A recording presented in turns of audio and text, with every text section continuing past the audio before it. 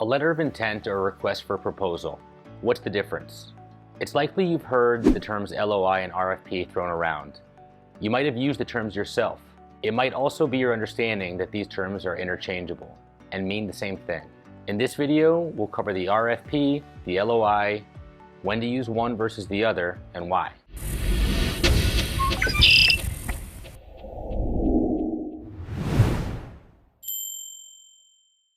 Hi, I'm Remy Isdaner with Mirlo Real Estate Partners, and I'm a commercial real estate agent who specializes in tenant and buyer representation.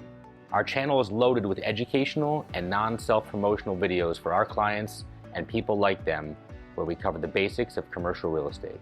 If you're new here, check out our other videos where we discuss various topics helpful to business owners and managers who are interested in buying or leasing commercial real estate. An LOI, or a letter of intent, is a non-binding offer to buy or lease property sent from the tenant or buyer to the landlord or seller. It's a document that outlines the most important deal points that both parties intend to formalize in a legally binding lease or purchase agreement. The LOI is used to hammer out the broad strokes of a deal before resolving the finer points of a transaction. Once the tenant or buyer submits a letter of intent, the landlord or seller will return with a counteroffer. This process can repeat many times until the deal points are mutually agreed upon. An RFP, or request for proposal, is similar to a letter of intent in that it outlines your needs as the tenant, but stops short of listing a rental rate. By submitting an RFP, you're stating that you would like the landlord to present a competitive offer based on the most important deal points required for your specific use. Once again, this process can repeat many times until the deal points are mutually agreed upon. While some circumstances call for an RFP, you'll end up using an LOI 90% of the time. Once a draft lease or PA is issued, we move to the next deal phase, which we refer to as legal review. This is where the attorneys for both parties hammer out the legal language of the document. It's not uncommon to have multiple rounds of comments exchanged between the attorneys in this phase. This is the perfect time for a quick disclaimer.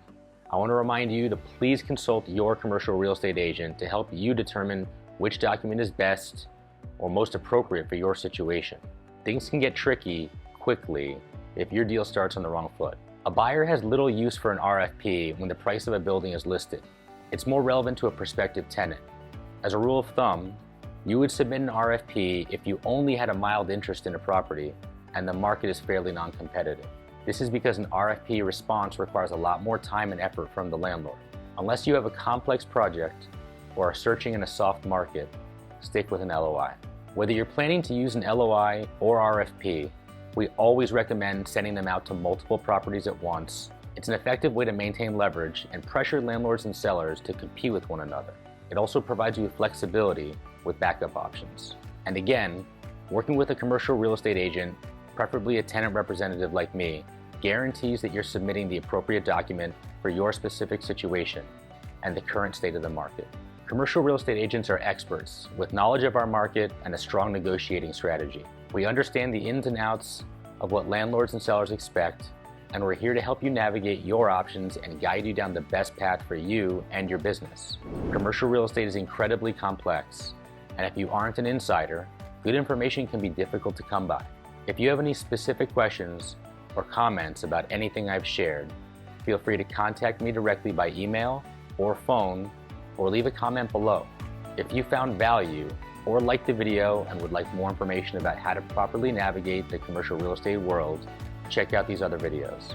Again, I'm Remy Isdaner from Mirlo Real Estate Partners, and I can't wait to connect again soon.